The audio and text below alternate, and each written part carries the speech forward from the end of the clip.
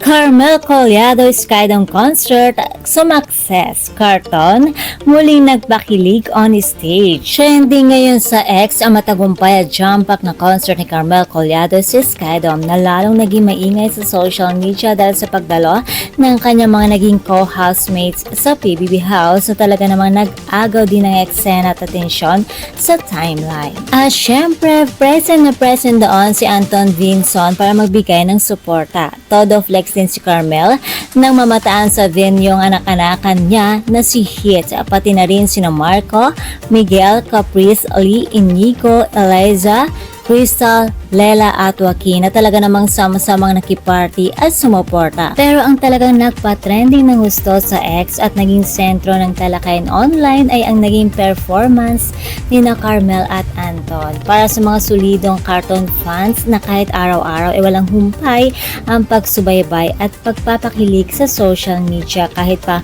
medyo busy ang dalawa, ay muling nabusog ang puso sa personal na pagsasama ng kanilang mga paborito. Grabe ang hiyawan, sigawan at tila walang patid na tilian sa loob ng Skydome, lalo na nang sumabak ang dalawa sa isang actingan challenge sa entablado na nagpakita ng kanilang natural at hindi kumukupas na chemistry. Maging ang kapwa nila housemates na nanood ay hindi rin nakatiis at talagang napa-all out sa pagkahilig habang pinapanood ang dalawa. Samantala, naging usapan din ang performance ni na Jaren at Carmel. At speaking of Jaren, nasa audience naman para manood at sumuporta din si Colette. Kaya naman nabuhayan muli ang Jarlette fans. At dahil nga sa hitik sa emosyon star-studded na support at surprise ang performance na ito, umuwing may malalaking ngiti sa labi ang mga nanood. Baon ang pakiramdam na sulit ang bawat sandali ng gabi, habang ang cartoon naman ay patuloy